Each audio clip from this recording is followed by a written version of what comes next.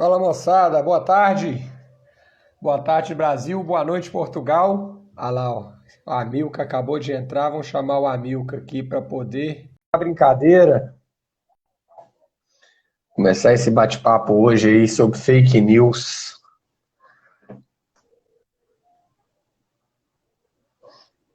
Fala Amilcar! Olá, boa noite. Tudo bom, Thiago? Eu comecei assim, tarde Brasil, noite Portugal. Questão do fuso, É, é isso aí, tem que ir pensando nos dois cenários, né? Porque senão fica meio. A comunicação não rola. Como assim, boa tarde? pois é. Né? Ei, Aninha, tudo bem, meu bem? Aninha, aluna minha, a Milka do primeiro ano lá do colégio. Olha que bacana. O Carol pessoal entrando participar aí aí é também. sempre bom. Carol entrando aí também. O assunto de hoje é no mínimo, polêmico, né, Amilca? É verdade, é É no- verdade. A gente vai colocar o dedo na ferida de muita gente, mesmo sem querer. Exatamente, né? E aí, Aninha? Nós vamos falar hoje, Aninha. Não sei se você chegou a dar uma olhada lá na programação, que agora é uma sugestão do Amilcar é que a gente está colocando a programação do mês inteiro, né? Que vai estar rolando dos encontros de segundas-feiras. Então, o assunto de hoje nós vamos falar sobre a credibilidade das notícias, né? Ou o contrário, né? As famosas fake news. Então, Pois que, é, que é uma fonte confiável ou não é? Onde você procura essas fontes, né, Amilcar? exatamente. Na verdade, a gente se depara com uma série de situações do cotidiano que parecem indicar uma verdade, mas essa verdade não se realiza. Ela não é verdadeira. É só uma. É aquilo que a gente poderia dizer, puxando uma expressão da área médica, né? É o falso positivo, né? É Exatamente, aquilo que parece verdade, mas não é. exatamente. E por outro lado, a busca pela verdade, né? A busca pelo que é o certo, pela fonte correta, que eu acho que também é o outro lado da moeda que nem todos se preocupam na hora que as fake news aparecem, né? Muitas vezes, né, Amilcar, a pessoa ela nem abre a reportagem. Qualquer coisa que chega nela, nem não só reportagem, mas até comentário mesmo. Alguém comenta alguma coisa e ela, antes de pensar a respeito do que ela está recebendo, ela já está multiplicando aquilo ali para frente, né? E depois é que vai para talvez parar para pensar ou pesquisar e sondar da onde veio aquilo ali. Pois é. Silvânia acabou de entrar aí também. Nosso público tá chegando, o Adson. Muito obrigado aí, Adson, pela presença, meu amigo, querido. E, é interessante a gente falar sobre essa questão das fontes de informação, Thiago, porque muitas vezes as pessoas não param para pensar na repercussão que isso tem e nem nas implicações que isso pode trazer para a vida delas. Porque quando nós estamos lidando com aquela situação cotidiana, caseira, é tudo mais fácil. Mas quando a gente lida com outras informações mais relevantes ou que atinge uma população maior, né? Um grupo maior de pessoas, aí a gente passa a ter uma responsabilidade por aquilo que a gente divulga, por aquilo que a gente difunde e que, de certa forma, tem o nosso nome, né? Então, é uma preocupação que tem a ver com o cuidado para buscar as boas fontes, o cuidado para apurar de onde vem a informação, quem é o autor, se esse autor merece ou não a devida credibilidade, porque tudo isso faz parte do processo de cuidado e atenção para evitar essa difusão aí daquilo que hoje a gente chama de fake news, né? Que é antigo, inclusive. Ô, Amilcar, aí uma curiosidade, antes da gente começar o assunto propriamente dito, né? Quando você estava para ir para Portugal, fez todo o trâmite, quando acertou aquela coisa toda, ó, deu certo e eu tô indo. Tirando o site da universidade, de onde você tinha esse contato direto, até por causa da burocratização de documentos, né? Aquela coisa toda, você já conhecia ferramentas de comunicação de Portugal? Você já acompanhava noticiário de lá, de algum... de lá mesmo, de Portugal, ou não? Isso foi acontecer só depois que você literalmente chegou lá, desceu? Deixa eu só dar um oi aqui para Joana, né? Oi, Joana, que E aí, você veio. Ô, Thiago, de maneira sistemática, e olha que hoje eu não posso nem dizer que eu acompanho de maneira tão sistemática assim, né? Porque o que eu vejo são as notícias que aparecem para mim, os jornais que eu leio, e eu tento não ficar muito influenciado, porque a gente tem sempre uma onda do momento, e nos últimos 6 meses, pelo menos, a onda é Covid, né? Então, nós somos ali dragados, né? Puxados por uma maré que só fala desse assunto com muita frequência, mas no meio disso a gente tem uma ou outra informação ou notícia que aparecem, mas de maneira mais sistemática mesmo, ler com mais frequência, entender melhor o país. Eu passei a ter essa preocupação depois que eu vim para cá, até por uma questão de convivência, né? O Brasil não é para amadores, né? Então já tinha tanta coisa para lidar no Brasil enquanto eu estava aí, que não era possível querer ficar lidando com 2 países ao mesmo tempo, era muito desgastante. Então eu acabei tendo esse vínculo maior com as notícias depois que eu vim para cá.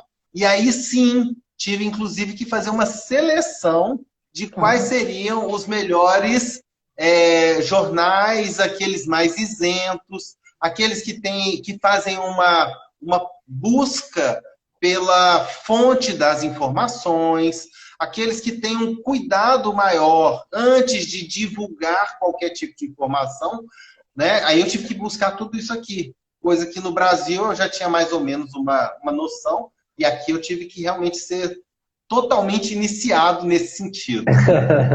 Bom demais.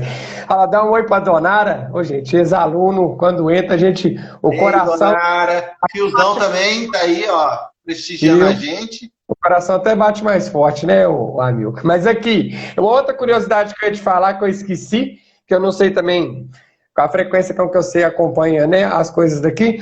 Você tinha me mandado tempos atrás, provavelmente pro Fio também, tempos atrás, o vídeo do presidente de Portugal gravando a aula para as crianças lá sobre cidadania. Né? Tem tempo isso que eu lembro que você me mandou, para lá de mês, talvez 2 meses, se eu não estiver exagerando, né?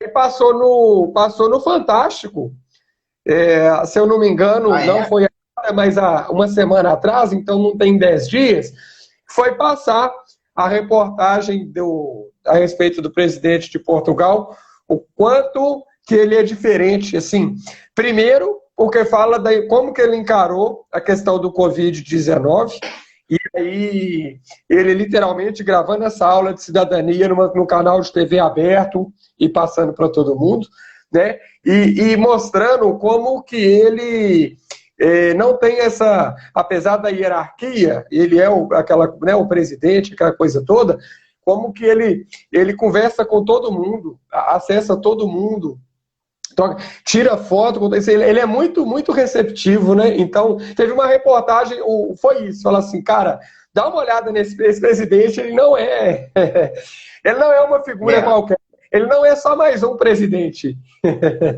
É verdade. O presidente de Portugal atualmente é o Marcelo Rebelo de Sousa, que é professor universitário. Então, na verdade, lidar com as pessoas é uma prática que ele já tem por ter experienciado a carreira docente. Então, lidar com o aluno, responder as questões, estar disposto a ouvir, ser questionado, né? Esse tipo de situação, eu acho que isso não é uma novidade. A novidade é o peso que o cargo tem. Então, ter que lidar com as dificuldades de uma nação inteira, ter que abordar assuntos relativamente complexos, isso realmente é um problema. mas ele tem lidado de maneira bastante positiva com tudo isso, né? Por quê? Primeiro, porque desde que ele assumiu o mandato, ele é conhecido como presidente selfie, porque ele tira selfie com todo mundo, assim, uma população, uma quantidade enorme de pessoas tem selfie com ele. Quem encontra com ele pede para fazer selfie, muito receptivo e atende bem a população. Segundo, que ele lida com os problemas de uma maneira muito direta. Então, assim, se ele tem que responder, ele responde. Se ele tem uma resposta a dar, ele dá. E ele não foge ou não sai sem devolver alguma coisa para o cidadão.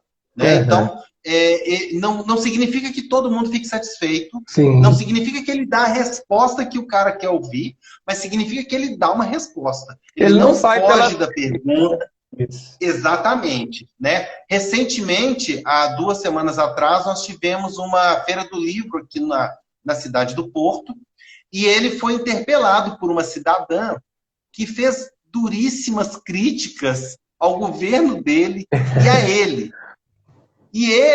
E assim, ela apresentou vários argumentos, que são argumentos muito concretos e muito justos, e de uma tal maneira que ele simplesmente olhou para ela e falou assim: olha, o governo que tem hoje é esse. Se quer outro, vote em outro. A população votou nesse. Assim. Então, de uma franqueza que nós não estamos acostumados com ela. E no caso, né, que você citou da aula, essa aula foi a última aula que apareceu na TV, foi a última teleaula. Ele fez o fechamento das teleaulas, né, no último dia, digamos, letivo. E aí, a ideia de dar uma aula de cidadania foi, né, pelo menos o que ele explicou, de tentar passar para o cidadão as dificuldades que era para quem estava ali dando a aula, as dificuldades que era para o cidadão lidar com a teleaula, mas que ele, como presidente, sabia reconhecer todo o investimento e toda a dedicação daqueles que estavam envolvidos.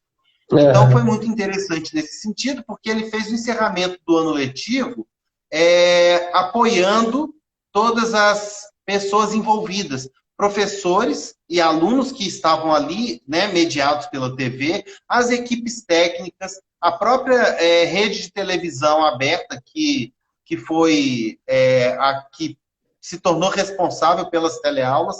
Então, nesse sentido, ele foi realmente um estadista. Eu acho que o termo mais correto para poder falar sobre ele é pensar nisso, né? Ele foi um estadista, que é algo que a gente aí no Brasil tem sentido falta. É a impressão que eu tenho, pelo menos. Vamos começar, Milka? Vamos desembolar a respeito desse assunto totalmente excelente? Vamos, que a gente tem que aproveitar a franqueza que o Marcelo tem para falar com as pessoas, para a gente aqui falar com essa mesma franqueza sobre Exatamente. Isso. Já que o assunto é a inspiração são fontes boas e credíveis. Exatamente. Mas aqui, então, quando a gente decidiu pelo assunto, a primeira coisa que eu fiz foi perguntar à minha esposa. Primeira coisa, eu virei e falei assim, cara, eu quero saber dela o seguinte, né? Falei, Carol, da onde se originou a fake news? Quando surgiu a fake news? E peguei ela assim, de bate-pronto. Aí ficou me olhando e falei, é isso que eu quero saber. Pensa, lembrando que não tem certo, não tem errado, é o que você acha. Eu quero saber para você, Carol, quando surgiu a fake news? E aí ela pensou, virou para mim e falou, olha, eu não sei quando surgiu. Eu não sei quando surgiu. Mas que eu acredito que a internet, né, essa digitalização aí, esse mundo virtual, intensificou demais a fake news. Isso aconteceu, isso intensificou. Então, onde começou, quando começou, não sei responder. Mas que está num avanço absurdo, tá. E aí pensando que daqui a pouquinho, né, Amilcar, o Adir está entrando lá, ó, ídolo. A Adriana também, Salles entrou, a Andréa Ferreira, são pessoas que estão aí. A gente pensando que vai ter eleição, Eu não sei como é que é o esquema da eleição aí, depois você pode falar com a gente um pouquinho, mas pensando que esse ano tem eleição aqui, então, assim, daqui a pouquinho começa aquela chuvarada de fake news. E por aí afora, né? É verdade. E aí fica essa reflexão, né? Adi, pra você, quando começaram as fake news, meu querido? Coloca aí para nós no chat. O que você acha? Quando que começou a fake news? De onde surgiu? O que vocês entendem pela fake news e por aí vai, né, Amilcar? Essa é uma boa pergunta para a gente mandar para a galera, né? Da onde surgiram as fake news, né? Quando surgiram? Eu estava pensando, né? Quando nós começamos a falar a respeito desse assunto, eu fiquei pensando, né? Qual é a lembrança mais remota que eu tenho de algo que não seja verdadeiro, de algum registro a respeito desse assunto? E aí, você sabe o que foi que me ocorreu, Thiago? Pensando assim, fazendo uma reflexão um pouco mais profunda. A culpa é da serpente, que mentiu para Eva no paraíso. Pelo menos é o registro mais remoto que eu tenho a respeito das fake news. É a mentira que a serpente contou para Eva no paraíso. A Joana colocando lá, ó, minhas são fake news, definição do dicionário, minhas vizinhas falando dos outros. Muito bom, Joana, muito bom. Ô, Joana, mas assim, ó, não é a origem, tá? Não é a origem, mas é das fake news que eu mais gosto, né? Até ano passado, rezava a lenda, Joana, que time grande não cai. Time grande não cai. Então, ó, hoje eu tô tomando água numa caneca totalmente excelente. Cruzeiro rebaixado. Então, se não for fake news, significa que ele nunca foi grande, né? Como eu acredito que é, como vários outros, né? Então, tá aí uma fake news. Time grande não cai, e vários, né? Então, aliás, temos 2 clubes ainda, Amilcar. Apenas 2 passaram ileso. Ainda não caíram. Então, a verdade é outra. A grande maioria já caiu, já passou por lá. Então, não é a origem. Mas tá aí uma fake news que eu gosto bastante, né? Time grande não cai. É verdade. É verdade. Eu ousaria dizer que o que nós temos é o seguinte. A verdade é que time grande levanta. Exatamente. Porque todos podem cair. O tombo é livre. O rebaixamento também. Mas time grande levanta. Então a gente está contando que aqueles que se sentem grandes são capazes de levantar. E é isso que importa, não é? Mas, ô Amilcar, você foi lá no Adão, na Eva, na serpente, né? Assim, se eu trouxer agora, e eu concordo com o que você falou, mas agora trazendo para minha experiência de vida, quando eu fui parar para pensar no tema, fake news, tá? Fake news na minha vida, quando que isso passou a fazer parte. Então, a primeira coisa que eu lembrei foi da brincadeira do telefone sem fio, né? Onde as pessoas, com ou sem propósito, que fica bem claro, com ou sem propósito, né? Elas vão passando informação umas para as outras e não necessariamente a informação que chega no final está condizente com aquela que saiu no início. Aliás, quase que 100% das vezes ela vai chegar lá distorcida. De novo, com ou sem intenção, porque aí vai depender de cada um dos intermediários, né? Mas mesmo sem intenção, que é o mais interessante, é isso. Você pensar assim, ninguém teve a intenção de distorcer as ideias. Mas ainda assim, o que você colocou aqui como A, chegou lá como Z. Ou seja, como que nesse processo do caminho, a informação ela vai sendo modificada e aí o estrago, entre aspas, ele pode ser feito ao longo dessa estrada aí, né, Anil? O ditado que tem no interior de Minas que resume bem isso, né? Tem a brincadeira do telefone sem fio, mas o ditado que eu acho que é interessante é aquele: quem conta um conto, aumenta um ponto. Exatamente, excelente. Porque é exatamente isso que acontece na brincadeira do telefone sem fio. Cada um que conta, aumenta, coloca mais um detalhe, passa mais uma informação. Às vezes, como você disse, não é nem com uma má intenção. Às vezes a intenção é trazer um pouco mais de vivacidade, de interesse para a história, criar um suspense maior, né? Mas, com certeza, já não é mais a mesma história. Aumentou um ponto, já virou outra coisa. Eu acredito que é um pouco diferente da intenção das vizinhas, não só da Joana, mas de uma grande maioria das pessoas, que pensa assim, chega uma coisinha ali, ela fala assim, tá faltando um tempero. Deixa eu dar uma temperadazinha de leve aqui nessa informação, dar uma chacoalhada aqui para a coisa passar com mais intensidade para frente, né? Mas aí, amigo, voltando assim, eu falei assim, gente... A Joana tá aqui falando, ó. Ela tá aqui relembrando uma fala do Nelson Rubens. Eu aumento, mas não invento. É excelente, né? Mas aí eu tava pensando assim, Amilcar, tô falando de mim, para não falar que é dos outros, cada um que assuma as suas responsabilidades, né? Mas eu fui voltando na minha história, e aí eu pensei assim, quantas vezes eu fui questionado se eu já tinha escovado os dentes? Sabe? Se eu já tinha tomado banho, se eu já tinha feito para casa, não só pela minha mãe, quanto pelo professor da escola, né? Se eu já tinha lavado a louça, porque tinha aquela distribuição de tarefas, e aí já lavou a louça, e eu sei, como você ainda tinha tempo, mas você queria passar bonito na fita, já lavei. A pia tá lá lotada, empanturrada, bagunçada, mas você só daquela. Já. Então, assim, essas pequenas, né, essas mentirinhas para te salvar, né, não deixa de ser uma fake news, na tradução literal da palavra, quer dizer, a notícia falsa. Você não escovou, mas disse que escovou, não tomou banho, mas disse que tomou. O para casa que você não fez, você falou com o professor, se você quiser olhar, eu até tiro o caderno. E o professor, na base da confiança, não, tá tranquilo, se você falou que fez, tá falado. Né? Não precisa de abrir, é uma relação de confiança. A Joana já inventou as fofocas, né? Pois é. O que você tem de lembrança desse sentido aí, Amilcar? Eu lembro muito dessa situação, principalmente no frio, né? O tal do tomou banho no frio era uma tristeza, ainda mais quando a gente estava, né, naqueles dias em que ficava dentro de casa o dia inteiro, chegava no fim do dia e falava assim, eu vou tomar banho pra quê? Tá tão frio, eu já tô quentinho, agasalhado. Então, isso era um problema.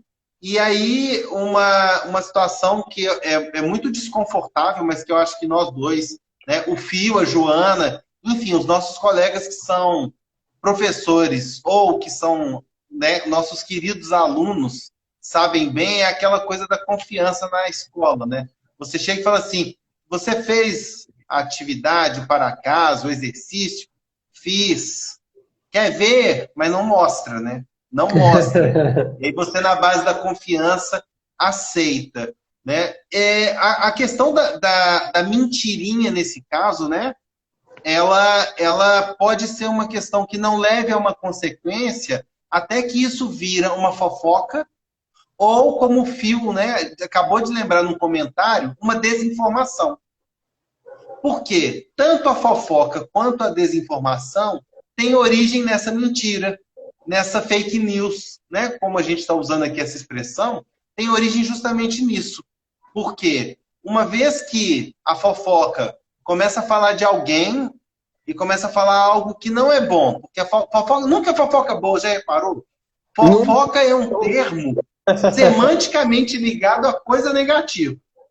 Ninguém faz uma fofoca dizendo que o vizinho ganhou alguma coisa, que ele é ótimo em alguma coisa. A fofoca geralmente tem um cunho pejorativo. Então, quando você cria uma fofoca, você está criando ali uma fake news, e é importante fazer aquela pergunta, né? Mas aqui, isso é verdade? Quem te contou?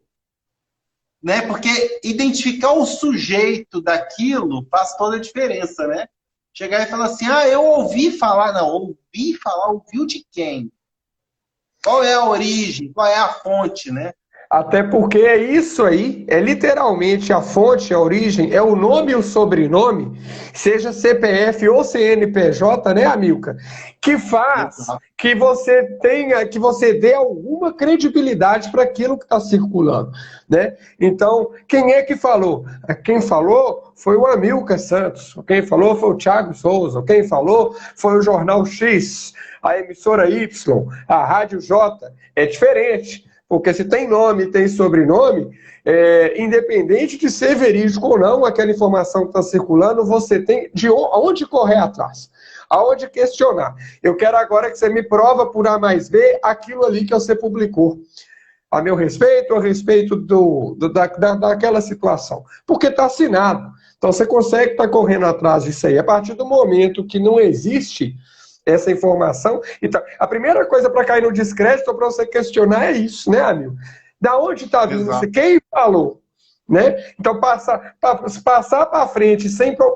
De novo, a frase que o Phil falou, né? Deixa eu voltar lá, ó, né? Quer dizer, o acesso de forma simples às informações gera essa desinformação. Vai pegando essa coisa muito, muito fácil, muito cuspida, ou muito superficial, né? Nem procura interagir a respeito dela, a saber, e mais além, na profundidade da informação, não.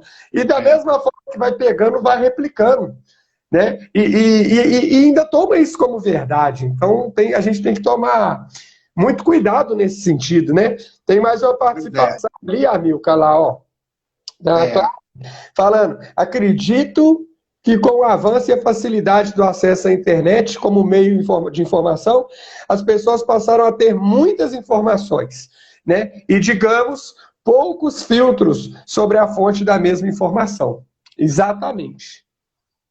Eu queria só aproveitar esse comentário dela, que é um comentário muito bom, para colocar aqui algumas considerações, né? Então, vamos lá. A primeira delas, entre o jornal Super, que custa centavos, e um outro jornal que custa alguns reais, qual deles foi lá e apurou e aprofundou e tem mais credibilidade para trazer um determinado assunto para o público? Aquele que é vendido muito mais barato, tem os recursos para ter uma equipe de reportagem capaz de aprofundar em determinado assunto? Então, veja bem, eu não tenho resposta pronta, mas eu tenho questionamentos que trazem a reflexão, né? O mesmo vale para a gente pensar a respeito da questão da internet. Porque eu li isso numa rede social. Qual rede social? É uma rede social ou você está lendo isso num portal de informações? Por que você está acreditando mais na rede social ou na página daquele fulano ou daquela fulana da rede social do que buscando um portal de informações que poderia te trazer uma informação? Qual deles é capaz de trazer mais credibilidade para a informação? Então, a gente tem que ter esses filtros, e aí, né, como a Clara falou, né, os poucos filtros dependem muito mais de nós do que de quem está passando a informação. Porque nós somos os consumidores, e a gente sabe escolher muito bem quando a gente come o hot dog do Zé da esquina, que faz aquilo de uma maneira meio esquisita, e o outro da lanchonete do fulano, que usa todas as regras sanitárias, que cuida de tudo, etc., e que oferece um produto que tem ali inspeção, verificação, etc. Então, né, a gente tem que ter muito cuidado com isso, porque se nós não averiguarmos as fontes, não tivermos certeza de quem é que está trazendo aquela informação, a gente vai consumir aquilo que não tem muita credibilidade mesmo. O que me passou na cabeça na hora que você colocou isso aí, né, dos jornais, é até pensar assim, existem grandes grupos, e do jornal é assim também, que ele tem mais de um jornal impresso, mais de uma marca, né? E aí você vê nitidamente a diferença de qualidade da reportagem, quando era para ser a mesma reportagem, o mesmo assunto, não o mesmo texto, né? Porque são jornalistas diferentes, aquela coisa toda. Mas a informação em si, a essência da informação era para si. E como que elas são vendidas de maneiras diferentes?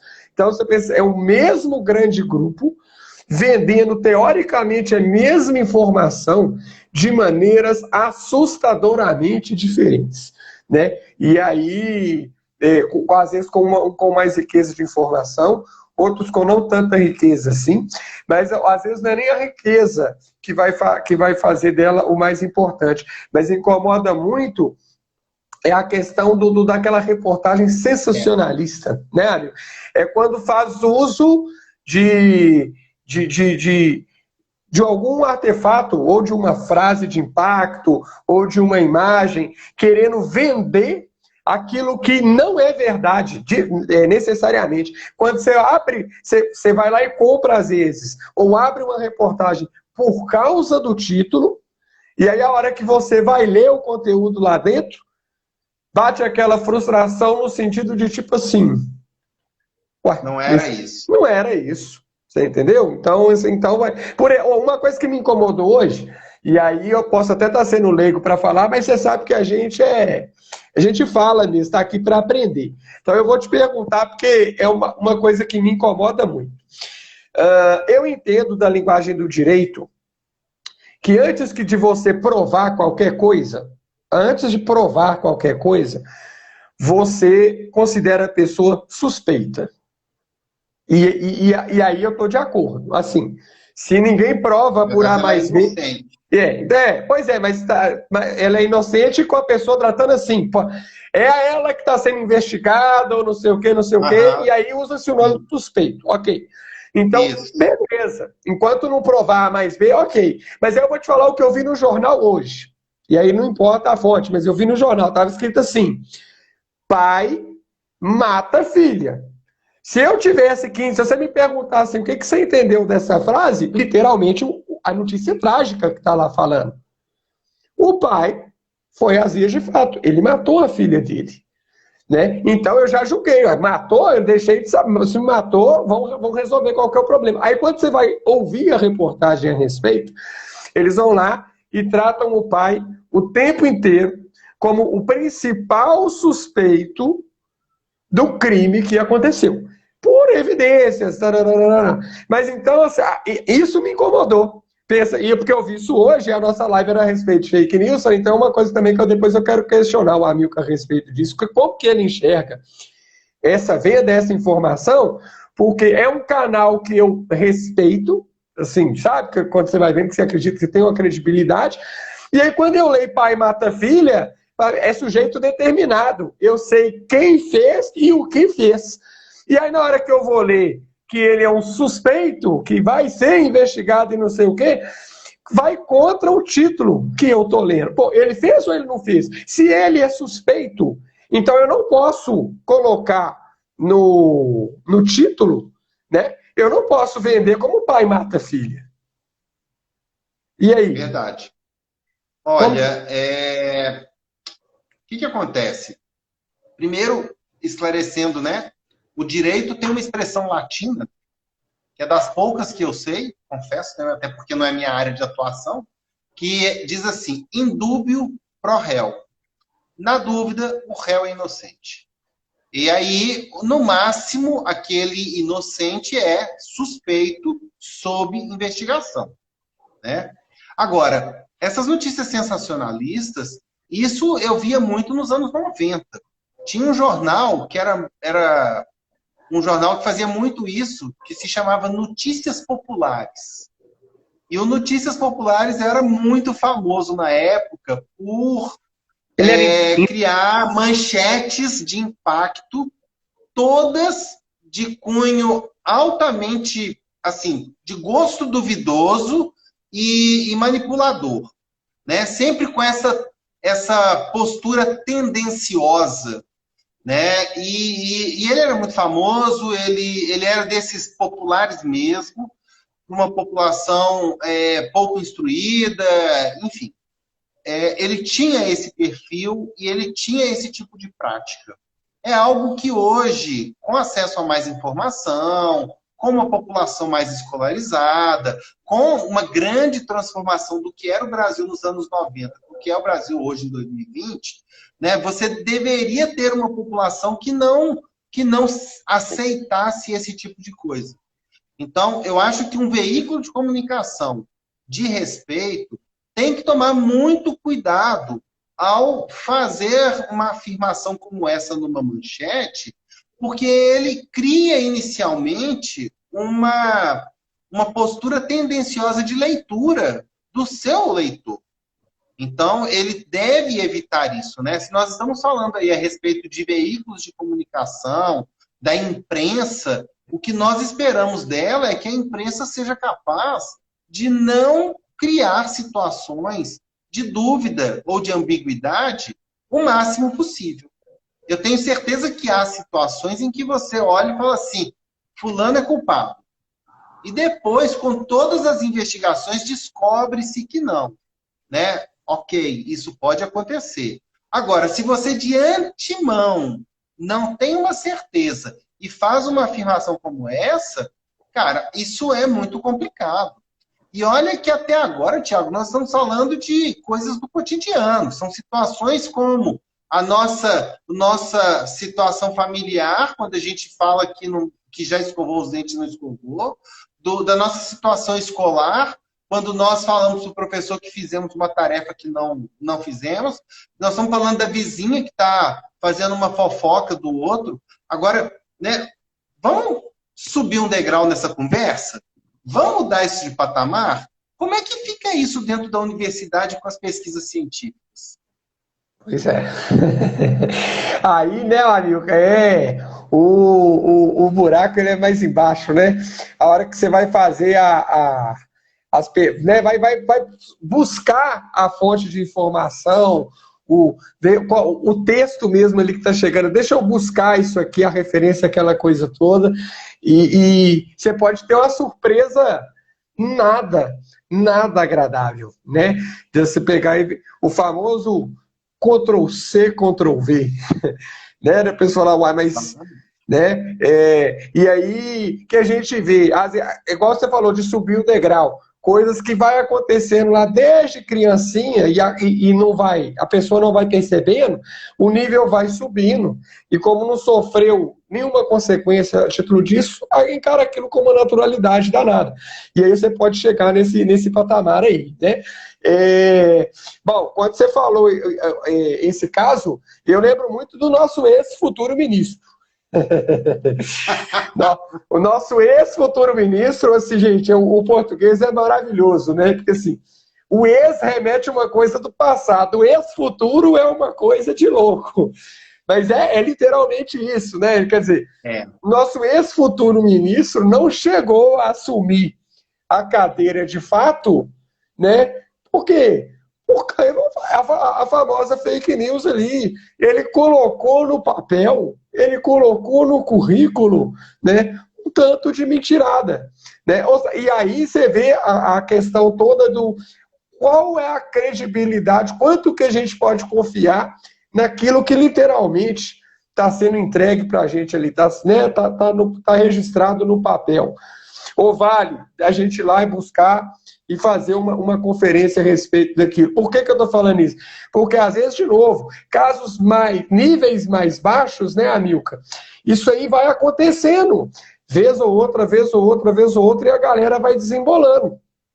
Precisa de vir um caso assim, no ápice da hierarquia, para todo mundo olhar e falar assim, opa, e se isso aconteceu ali, será que aquilo é um caso à parte? Será que aquilo ali é uma exceção à regra?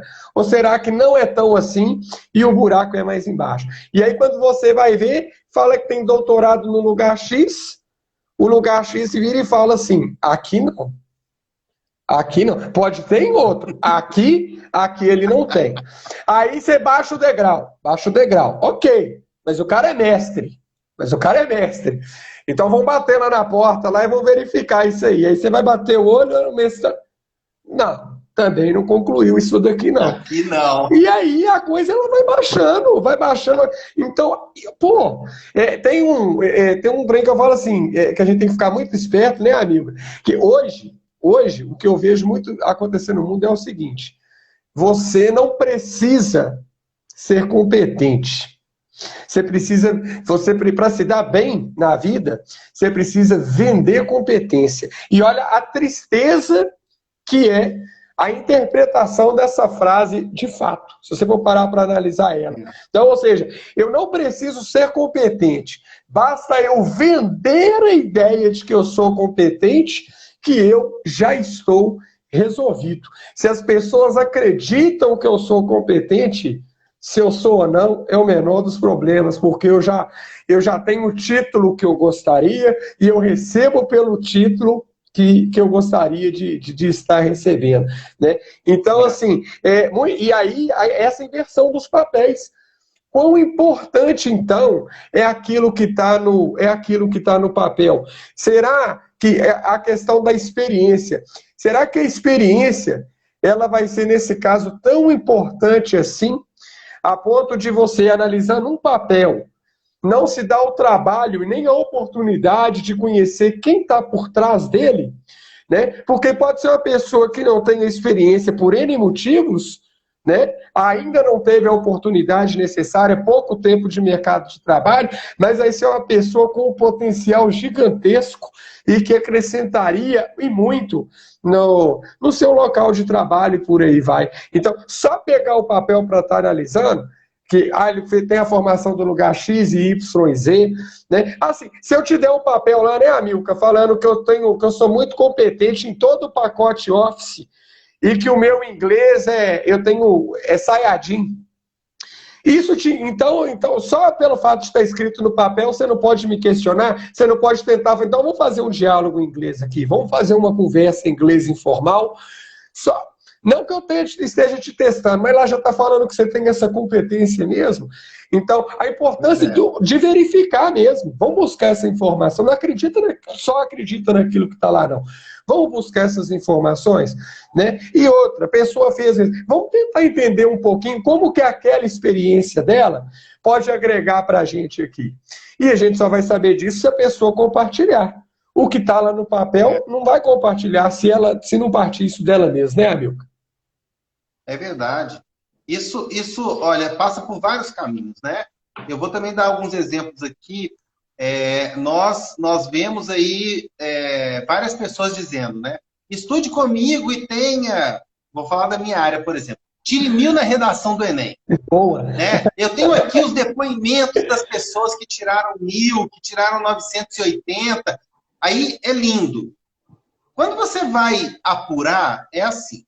A pessoa deu aula para 500 candidatos. Dos 500, tem 10 depoimentos que tiraram notas muito altas. Então, se você for olhar, percentualmente, essa pessoa ela é tudo isso que ela está vendendo, ou ela está vendendo mais competência do que ela realmente entrega. Né? E isso acontece muito. Isso acontece para quem diz que você vai passar tirando 1000 na redação comigo. Né? Eu sou especialista na redação do Enem, por exemplo. Ou gente que fala que assim, você vai fazer um curso na minha instituição, né? Um curso técnico, um curso superior, e vai sair daqui em 6 meses expert no assunto X ou Y. Ora, a gente precisa ter senso crítico para avaliar se isso é ou não verdade, se isso acontece ou não, qual é a porcentagem de aproveitamento das pessoas diante daquilo que está sendo oferecido, porque isso faz muita diferença. Acontece que é um processo de construção, né?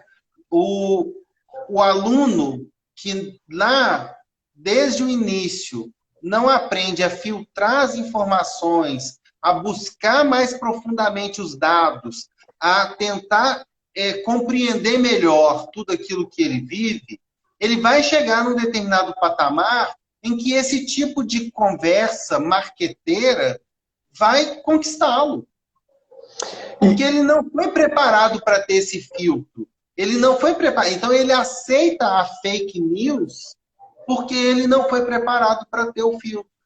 Né? E aí, assim, como o exemplo que você deu foi ótimo, né? Se o ministro é nomeado pelo presidente com um currículo falso, imagina o que acontece nas esferas inferiores. É muito grave. né? E as pessoas não têm o hábito de pesquisar. É muito simples. Você chega para a maioria dos alunos, né? Quem tiver aqui pode falar, né? Você busca informação onde? Exatamente. Todo mundo vai falar. Google. Você fala assim, a informação veio de onde? Do Google. Você tem certeza que veio do Google? Veio do Google. Aí você fala assim, quando abre a lista, você por acaso tem que clicar em alguma coisa para abrir outra página? Tenho. A informação então veio de onde? O Google ele só te apresentou aquele caminho, mas a informação veio de outro lugar. Ele colecionou todas as informações, é um atalho de informação. Olha, vou te apresentar todas essas aqui. Agora cabe a você fazer o filtro daquilo que você está procurando. Eu vou voltar nisso aí, Amilcar, mas eu só queria acrescentar um pouquinho do que você falou da redação. Dá um exemplo também da matemática, só no sentido por causa da quantidade de questões, que são 45.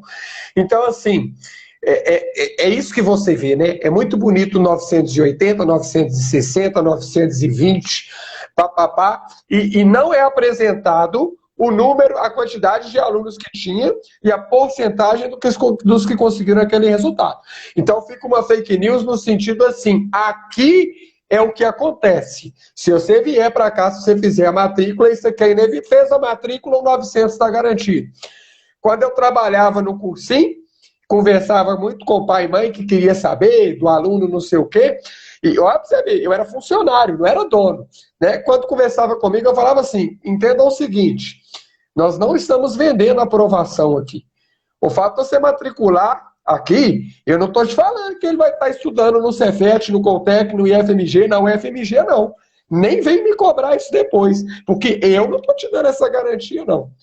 O que você está contratando aqui é uma prestação de serviço, de uma preparação séria, que é a coisa toda, que a pessoa tem que fazer a parte dela para chegar lá. Mas dependendo da propaganda que é feita, não só pelas salinhas, como as aulas particulares, quanto os cursinhos, eles vendem a informação nesse sentido. Aqui a aprovação acontece.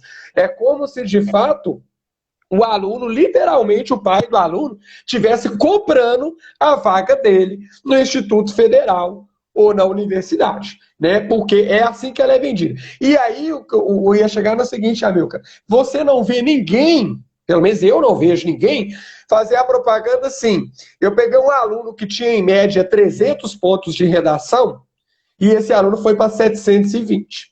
Porque 720 mil é 72%. E 72%, o comércio não tem orgulho de apresentar esse resultado, porque 72 está longe do 100. Mas não pensa que a pessoa saiu do 300 para o 720. Né? E aí, se você tem, imagina que você tem uma massa, uma quantidade bacana de aluno, razoável percentual satisfatório, que rola essa transição. O quanto que isso aí não é mais importante para você estar mostrando o desenvolvimento, mostrar como era o aluno antes e como que ele está saindo agora, depois desse período de dedicação e de auxílio. A mesma questão aprende a matemática. Vai falar a pessoa que tirou 40 em 45, acertou 40 questões, 41, 42, 38. Mas não vai pegar a pessoa que acertava 17, 18 e agora está acertando 32. Ela quase dobra o aproveitamento dela em porcentagem, em número de acertos, esquece a TRI, mas assim, quando você vai do 18 para 32, é quase 100%, que pode acontecer com uma pessoa ao longo de um ano, no processo como um todo, mas a pergunta é, quem vai divulgar quem acerta 30 em 45? Não vai, porque o bonito tem que estar lá, é de 90% para cima. É de estar no topo. Então, também vale esses comentários, essa coisa do tipo, né? E o que você falou do Google, Amilcar, eu gosto muito assim, eu propus um trabalho diferenciado na escola esse ano, que era a respeito de um dicionário ilustrado de física. Quando falo em dicionário, né, eu acho que a grande maioria das pessoas associa ao português. Dicionário é português, tem que comprar dicionário. Ah, é de português. É o Aurélio, é o Sará, e aí por aí vai. Dicionário, necessariamente, é português. Quando você fala assim, dicionário de física, o menino já vai olhar torto do tipo assim, o que o cara está inventando? Que o cara está inventando, qualquer do professor. E ele não é um dicionário de física, ele é um dicionário ilustrado de física. Ou seja, além de eu estar trabalhando com a minha matéria propriamente dita, e inclusive eu roubei essa ideia do português, porque eu fui criado no ensino tradicional, onde dicionário era para aula de português, mas eu fiz adaptação. Vai ter um dicionário para aula de física, né? E mais que isso, ele vai ser ilustrado. Então eu quero ver o poder de criatividade dos meninos e de desembolar, de mostrar alguns conceitos no formato de desenho e vice-versa, alguns mais fáceis, outros mais difíceis e tal. E eu, Amilcar, exigi dos meus alunos, né, era obrigatório que tivesse 3 fontes. Mas professor o quê? Você vai falar comigo que é a mesma coisa? Será que quando você abre um dicionário, se você fizer a pesquisa num dicionário, necessariamente você vai estar entendendo o significado da palavra ali? Será que se você pegar um outro dicionário, quando comparado com o primeiro, será que vai estar a definição literalmente igual? Ou será que vai estar explicando a mesma coisa de um jeito diferente? E aí você vai achar algum mais fácil de entender do que outro. E por aí vai. Então, eu tentei trilhar o caminho de mostrar para eles a importância das referências bibliográficas, como que você vai ter fontes que para uns são mais fáceis e para outros são outras, né? E ainda dele estar aplicando isso dentro da minha matéria. E ele tinha que indicar essas fontes, né? Inclusive, foi exigência minha que uma das fontes necessariamente deveria ser o livro didático. Não o deles, mas um livro didático qualquer. Então, tem o da escola, tem os outros lá da biblioteca. Mas uma referência tinha que ser o livro didático. Porque também é aquela coisa, se você deixar, vai abrir o Google, vai abrir os 3 primeiros links que lá aparecer, nem vai sair. E outra, se fizer o trem corrido, não vai nem lembrar de anotar qual foi a fonte, de onde é que tirou a informação. E aí, na hora que você pergunta, também não sabe te falar, né?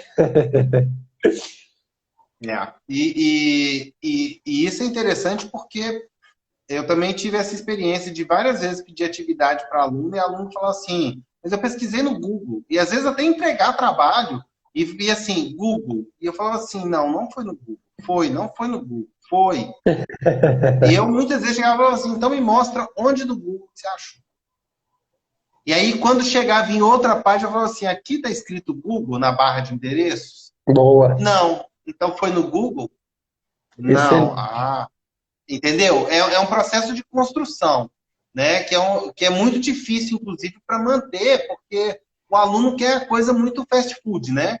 Muito rápida, muito desembolada, e aí ele pode cair em conceitos indevidos, pode cair em procuras indevidas, né? Às vezes eu pedi a aluno, mesmo aluno de ensino médio, para consultar buscando o Google escolar, o Google acadêmico, e aí falava assim, mas ali tem um monte de coisa que eu não entendo. Pois é, eu sei. Se fosse fácil de entender, não precisava estudar.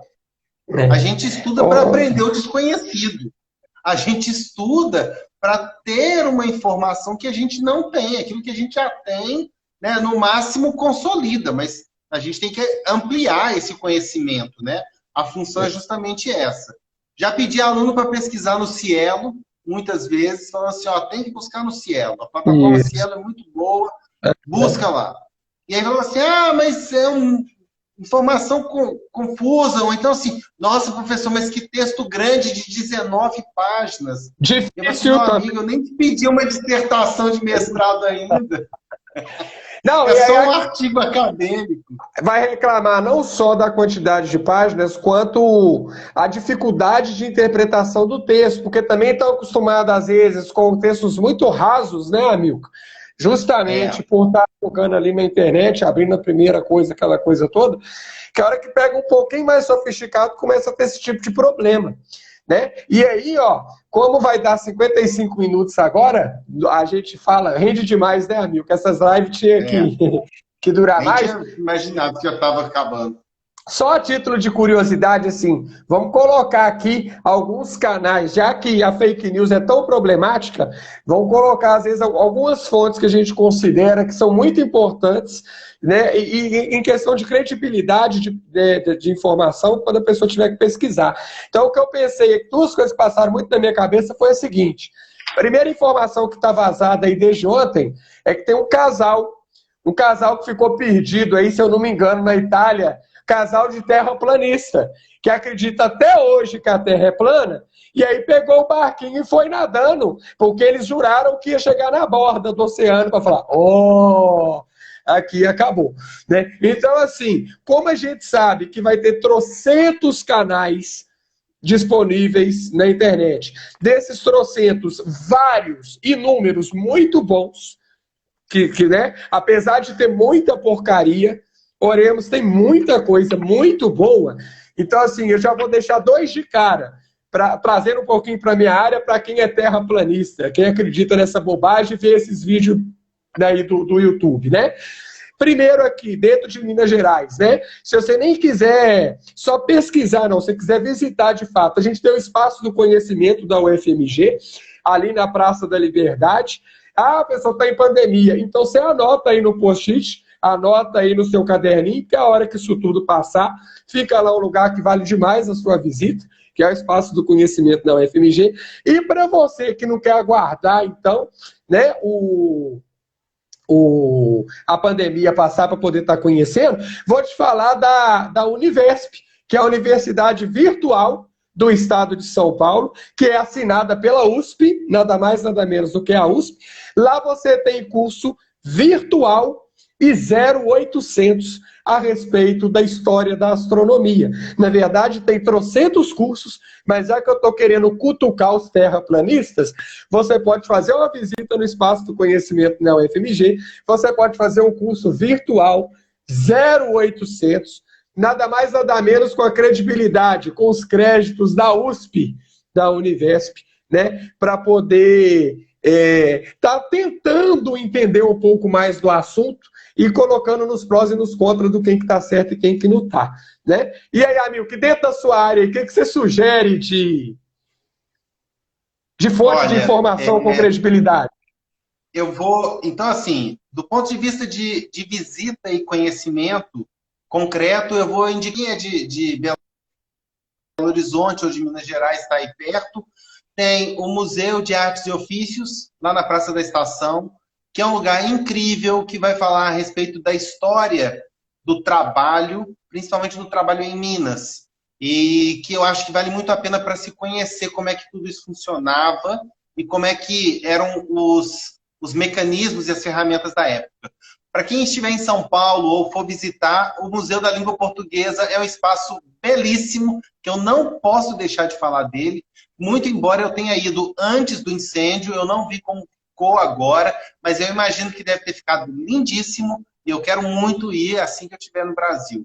Um terceiro lugar no Rio de Janeiro, para quem estiver no Rio ou no entorno ali, que é o Museu do Amanhã, que eu acho que vale muito a pena ir. E se não quiser só um lugar para passear, pode ir no Ibirapuera, em São Paulo, pode ir no Jardim Botânico no Rio, ou no Parque Municipal, em Belo Horizonte, que eu acho que são também lugares incríveis a céu aberto.